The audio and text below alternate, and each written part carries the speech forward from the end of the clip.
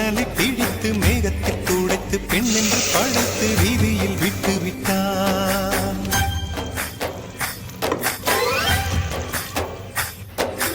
இப்படி இன்னொரு பெண்மையை படைக்க தன்னிடம் கற்பனை தீர்ந்ததை எண்ணித்தான் பிரம்மனும் மூர்ச்சையுற்றான்.